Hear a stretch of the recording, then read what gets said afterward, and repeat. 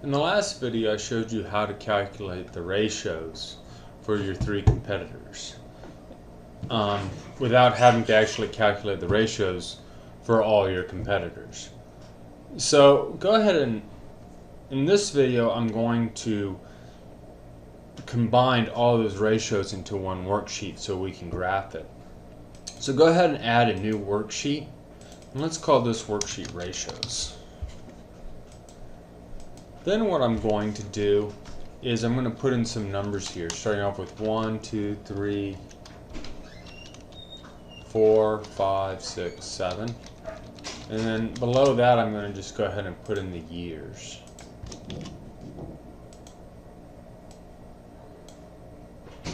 Over here I'm going to go ahead and write Home Depot, Lowe's, and Sears.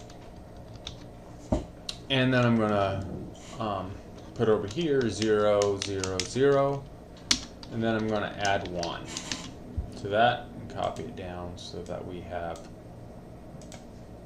2. Over here I'm going to use, or in the rest of this spreadsheet, I'm going to use a function called the offset function. And to give an example what the offset function does, I'm going to use it here. I'm going to go offset. I'm going to reference this, and then I'm going to put in a 0, comma 0. And notice here that I see 2010. Now, if I want to go to 2001, I'm going to go ahead and offset that by one column. And if I want to see high, I will offset that by one row.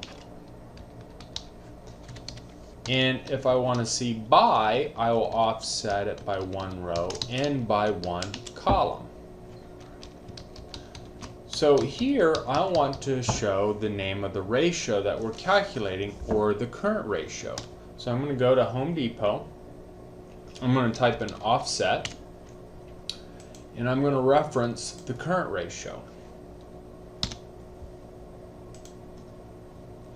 And I want it to be 0, 0. So here I've offsetted that 0 there, and then I just went ahead and put a 0 there because I don't want the columns to change. I'm going to go ahead and anchor, or make this an absolute reference by putting dollar signs in here. And then when I copy, I don't want the columns to change, but I want the dollars to change, so I'm going to anchor the column. I want the rows to change, but not the columns, so I'm going to anchor the columns. And if I copy down, I should have current ratio on each one, except that this is coming from the Home Depot, so I'm going to change it to Lowe's. And this one here is coming from the Home Depot, so I'm going to change it to Sears. Now I'm going to use the offset function again, and I'm going to go ahead and grab the first ratio. I'm going to put dollar signs in front of both of those because I don't want that to change. I'll go back to the reference. I want this one to be 0 because I actually want that ratio. Oops, I did the wrong one. I want the row to be 0 because I want that current ratio, and I want the column to be 0. Now I'm going to come back into the cell and edit it. Now when I copy down, I want the rows to change but not the columns. And when I copy across, I want the rows to stay the same and let the columns change. Now notice what happens here when I copy across. I've offsetted by one column, so I got 2011's current ratio. I offsetted by 2 columns, so now I have 2012's. And here I've offset it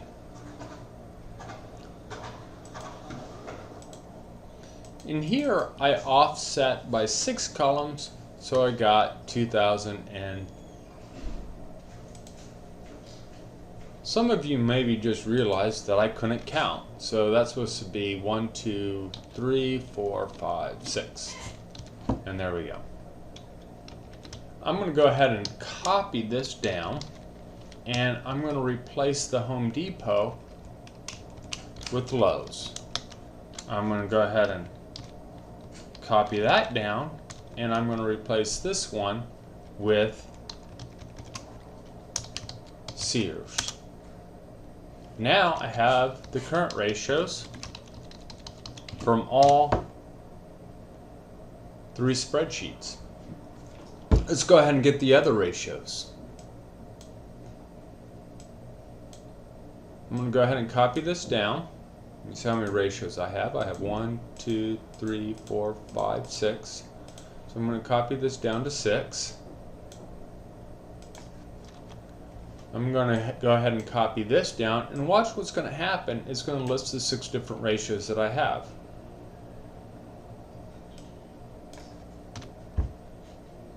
I'm going to do the same thing here. Copy this down,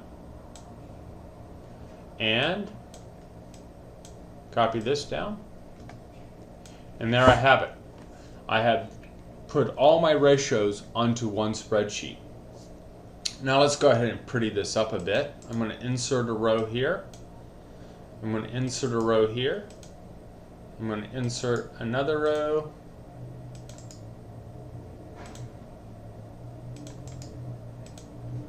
I'm going to hide this column. I'm going to hide this column.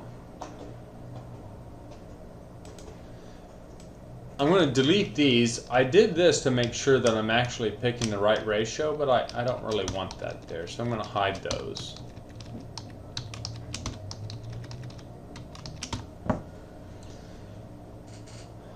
Then I'm going to graph this.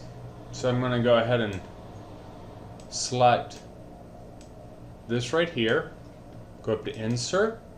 I'm going to insert a chart. I'm going to go ahead and name my chart to the current ratio. Now I want to copy that chart and make it the quick ratio.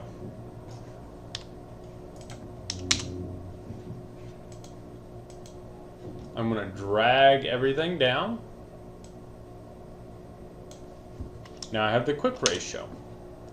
Let's go ahead and do the asset turnover ratio. Copy. Change the name.